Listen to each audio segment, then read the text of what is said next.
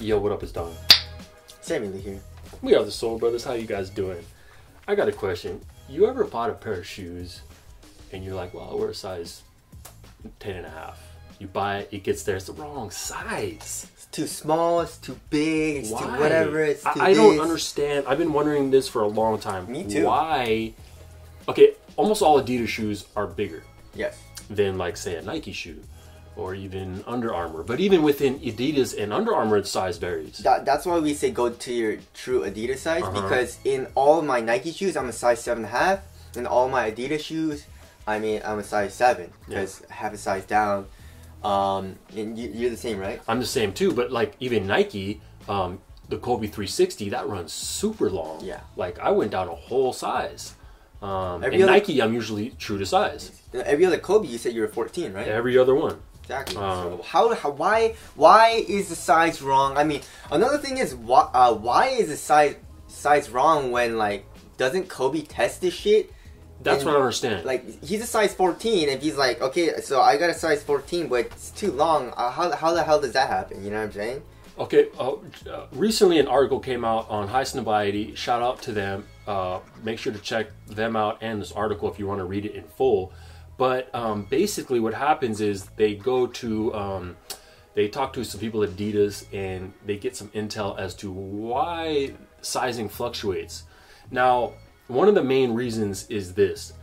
They use something called elast, which I've never heard that word before. Elast is basically another word for... elast? Elast. A-L-A-S-T? No, it's how do I say this? Last. Oh, last. Okay, that's what I was confused. Last is the name of the thing. It's, which is a space last. Exactly. Okay. So these lasts are what's used. It's a very weird name. I don't know. When I was reading that in the article, isn't it the first? Because it said a mold. Why is it called the last? I know. I don't know. But even when I was reading it in the article, it said, "Yeah, they use last," and I'm like, "What?" It didn't make sense. You know, it took me a second to realize what they're saying. But anyways, it's just a mold. Okay, and these molds vary as to for what different sport or activity the shoe is going to be made for. Now, why that is, you're getting into some high level stuff. The other thing is, there's not one company that makes these molds for all the shoe companies. Adidas has their own company that makes just the molds that they make the shoes around. I see. So that's why it's never going to be standardized. Wait, so are these molds different just in one shoe to one shoe also? Or are they the same? What do you mean one shoe to one shoe? So, like, for example, it's Adidas, right? Well, so, they used computer technology to 3D map and make the mold, and then they probably make hundreds and hundreds of these molds for each specific silhouette. So is the size the same for, like, let's say the Crazy Explosive and the Harden? Is it the same exact mold? No. Oh, it's different. For the shoe also. Yes, for the shoe. Not even just the company, but for each shoe. Yeah, it changes based on what materials they're using, right? So certain materials stretch more, certain materials stretch less. That makes sense because in some, like, bulkier shoes, especially in the heel, if there's a lot of, like, padding in the heel, you know, you can get away with having the shoe a little longer, right? Yeah. Because you have that padding, because your foot's going to go forward.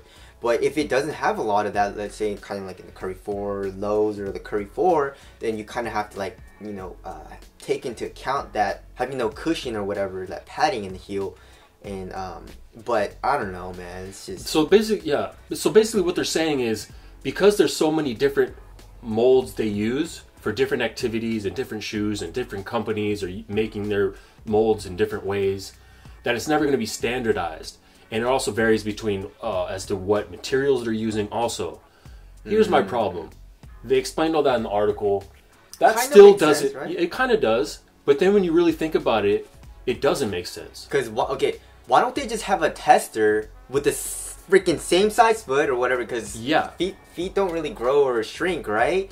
So why don't they just have someone test it, or multiple people, and then say, oh, this is too tight, or it's too long, or it's too short? Why don't you literally, because when say you know, like the standard, like, shoe store shoe measuring thing, right? I forget what that thing is called, where you measure your foot. Oh, yeah. Like a Foot Locker. You put your foot in there, and you can see what size you wear. But that's not right. It's a 14, but that's it's literally math here. Where there's no discrepancies. You're measuring your foot, and you're going, I'm a size 14. Now, if you stick that foot in the shoe and it's too long, you messed up. You have to redesign the shoe so it fits, it sizes properly. You know what I mean? That's not an excuse for me. Like, oh, you're using different molds for different things. You know, make a prototype, a sample, and then you go, well, you know what? This is running way too long. This is really not a 14, it's a 13.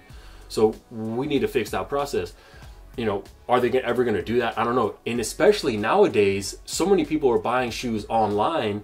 Back in the day, it was like, it wasn't a big deal. You go into Foot Locker, you try the shoe on. Oh, it's a little too big. It's a little too small. Now it's not the case. You buy the shoe, you maybe pay for shipping. A lot of people offer free shipping, but still, you have to wait for it. You got to wait for it. Then you get it. It's not your size. And you have to return it. And you got to return it. And you have to wait for your money to come back. And then you have to order another one. It's a pain in the ass, you know what I'm saying? And it happens to me a lot. The amount of times I get a shoe and it's the wrong size is almost 50%. It's almost 50%. You get the shoe and it's like, oh, it's a little too long. It's a little too short. Do I return it? Should I just keep it? And that little bit much of a half size too big can make or break the shoe. Yeah, because it can be like, you know what, this shoe is kind of trash, and then you get the right size, you're like, no, this is nice. So that's what we do, guys. I mean, if it's not the right size, you have to return it and get another one and actually test that. And it's a freaking, it's annoying. But yeah, what is a solution to this? I mean, I guess. Yeah, I don't know what the solution is. I know, like they can just have people freaking test it and be like, oh, it's too long. Yeah. Why is that a problem? You know what I'm saying? Yeah, exactly. And just have like a size, you know, the smallest size, the biggest size, and somewhere in between, a few sizes in between, and then have them check that, and then measure it out, and then make the molds. I feel like they just guesswork it. I feel like it takes a little bit more time for that. Yeah. But I mean, yeah, it's probably going to cost a little more money, a little bit of time. Maybe that's why. The bottom line is it's very, very complicated making a shoe. It is. And making it all fit and using different materials, and out of all the hundreds of silhouettes they have and hundreds of sizes, different sizes. It's crazy, you know? So I guess... and it's good for us because it's kind of our job to tell you guys if it, you know, if it fits long, or if it all fits, then fit category would kind of like, you know... maybe besides width, I guess, but you know. Anyways, tell us what you guys think about this. Someone leave a solution in the comment section below, and then we'll talk to the heads of Adidas and Nike and Under Armour. Get in contact. And we're like, hey, we did this YouTube video, and someone in the comments is a 13-year-old boy from Idaho. He pretty much solved it. Exactly. He solved the problem. But that's it. Hope you guys enjoyed the video. Thank you guys for watching. We'll see you guys next one. Later.